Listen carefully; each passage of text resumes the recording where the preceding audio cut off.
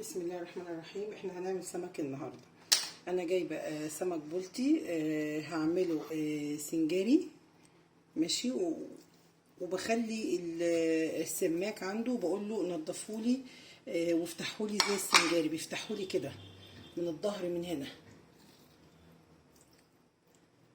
تمام. ده سمك بلطي انا هعمله سنجاري.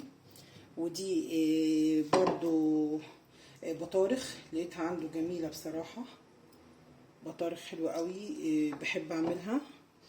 وعندي سمك تعبان. سمك تعبان انا جايباه كبير بصراحة، ورحت بقطعه شرايح، يعني انا مقطعه شرايح قدامكم دلوقتي اهوت، مقطعه كله شرايح. تمام.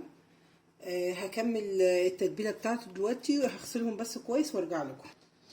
وهعمل جنب السمك كمان شوربة سي فود. ده نص كيلو شوربة سي فود. تمام. ومعظمه اصلا كابوريا وصدف. هنعمل يعني شوية شوربة كده على قدهم. انا نقعهم من بدري بشوية مية وملح. بحب اغسلهم كتير جدا، دي بغسلها كتير قوي لان بيبقى فيها الحاجات فيها رملة ناعمة. الصدف والاستاكوزا وكده بغسلها كويس قوي، مره في مره في مره، لان كل مره بلاقي الميه بتنزل معاها حاجات، فدي تغسليها كويس جدا وتنقعيها وتغسليها وتنقعيها. وبعدين هنكمل معاكم دلوقتي برضو. بالنسبه للسمك البولت اللي انا بقول لكم النهارده ان شاء الله هنعمله سنجاري. انا تبلت في الكبه بتاع طماطمه وفلفل وبصل وثوم، والتوابل بقى السمك الكمون والكزبره والفلفل الاسود وشويه ملح، وضربتهم في كلهم كبه ونعمتهم قوي، وحطيت معاهم جزرايه ونعمتهم قوي. وزي ما انتم شايفين حطيت ورقه ليمونيا في الصينيه، ورحت موزعه التتبيله على الايه، على السمك، وهزقه في الفرن. وهكمل التتبيله بتاعته دلوقتي واوريها لكم برده.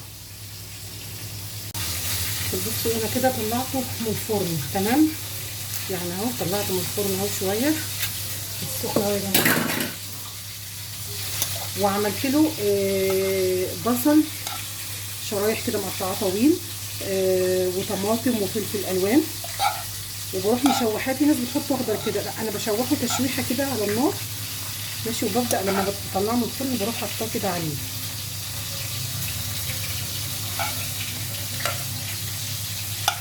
بديه تشويحه كده بالتوابل.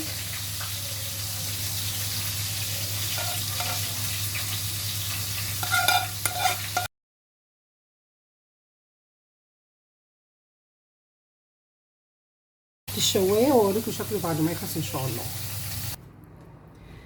بصوا يا جماعه، انا كده بعد ما طلعتها من تحت الشوايه، بسم الله ما شاء الله، الله اكبر يعني. ولا احلى سمك سنجاري من احلاها مطعم سمك في اسكندريه كمان.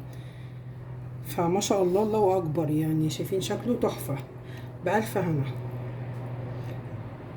وده انا عامله معاها كمان كنت جايبه نص كيلو بطارخ. انا قليته بنفس التتبيله اللي ضربتها في الكبه هنا. ضربتها برضو في الكبه، واخدت منها شويه وحطيتها على البطارخ، وبعدين بدقيق وقليتها في الزيت على طول. ما شاء الله برضو بألف هنا.